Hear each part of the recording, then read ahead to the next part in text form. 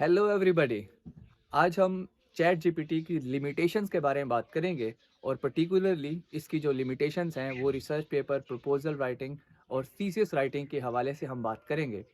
तो इसलिए जो मेरी ये वीडियो है ये तमाम तर रिसर्चर्स के लिए है, यूनिवर्सिटी ग्रेजुएट्स के लिए है, प्रोफेसर्स के लिए है और यूनिवर्सिटी लेक्चरर्स के लिए है।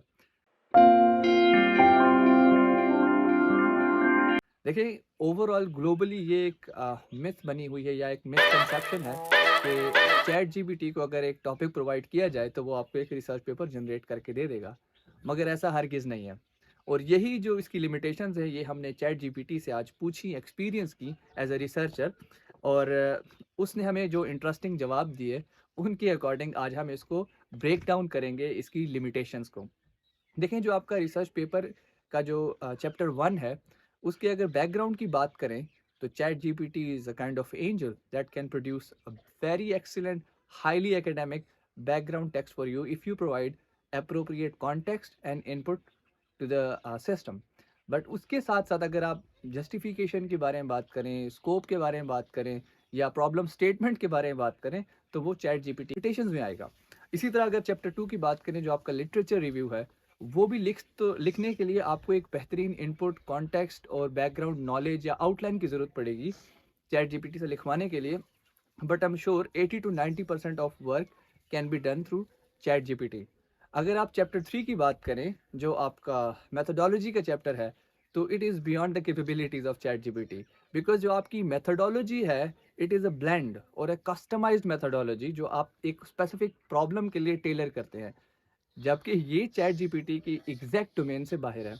इसी तरह अगर हम चैप्टर 4 के बारे में बात करें, जो कि आपका डेटा एनालिसिस का चैप्टर है या रिजल्ट्स का है या फाइंडिंग्स का है या डिस्कशन का चैप्टर अगर हम कह लें, तो ये भी उसकी डोमेन से बाहर है, क्योंकि it is based on statistical data और इधर क्वालिटेटिव डेटा और क्वांटिटेटिव डेटा। जो भी हो उसके लिए आपके सेपरेट सॉफ्टवेयर हैं, आपका एनवीवो है, आपका एसपीएसएस है, जो कि चैट जीपीटी की लिमिटेशंस में आता है। इसी तरह अगर हम चैप्टर 5 की बात करें, जिसमें हमारी फाइंडिंग्स का कंक्लूजन हम बना रहे हैं या समरी डिज़ाइन कर रहे हैं या हम फ्यूचर रिसर्च एरिया सजेस्ट कर रहे हैं, तो ये भी एक हाईली स्किल्ड और एक क्राफ्टी काम है, जिसमें ओरिजिनल थिंकिंग और प्राइमरी डेटा बेस्ड थिंग चीज़ें रिक्वायर्ड हैं। और ये भी चैट जीपीटी की जो लिमिटेशंस में आता है। तो अगर इस तरह से अगर हम ओवरऑल एनालिसिस करें, तो एक रिसर्च पेपर का लिटरेचर रिव्यू, वो भी 80% एआई बेस्ड मॉन्स्टर अगर आप कहें, तो ये प्रोड्यूस कर सकता है। इसके अलावा ओवरऑल जो आपका एक रिसर्च पेपर है या थीसिस है, वो बनाना चैट जीपीटी के इस वक्त लिमिटेशंस हैं। और इसकी एक रीज़न है, वो ये है कि जो इसको क्योंकि ये एक लार्ज डेटा सेट पे ट्रेन किया गया हुआ एआई बेस्ड मॉडल है, तो इसका जो डेटा सेट है वो 2021 तक अपडेट है। मे बी ये 2022 तक अपडेट किया जा सकता है, 2023 का डेटा भी इसको प्रोवाइड किया जा सकता है। But at the same time chat GPT की जो कैपेबिलिटीज़ हैं वो बेस्ड ऑन सेकेंडरी डेटा है। जो आपका प्राइमरी डेटा कलेक्शन है या प्राइमरी डेटा एनालिसिस है या प्राइमरी डेटा प्रेजेंटेशन है, या जो एक खास रिसर्च एंड डेवलपमेंट के अंदर एक खास एक वर्ड यूज़ होता है, क्रिटिकल इवैल्यूएशन एंड सिंथेसिस।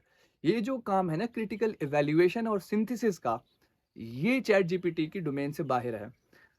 तो इन तमाम तर फैक्ट्स एंड फिगर्स को देखने के बाद अगर हम इसको अपनी कॉन्वर्सेशन को समराइज करें, तो चैट जीपीटी अगर आपका एक रिसर्च पेपर बना सकता है, तो वो एक पूरे थीसिस का या रिसर्च पेपर का या प्रपोजल का 20 to 25% या 40% पार्ट बना सकता है, जबकि 60% आपको खुद बनाना पड़ेगा। तो ये लिमिटेशंस थी। अगर आपको पसंद आई तो लाइक करें। अगर आप इससे ज़्यादा कुछ जानते हैं तो हमारे साथ अपना नॉलेज शेयर करें। मिलते हैं नेक्स्ट वीडियो में। Thank you so much.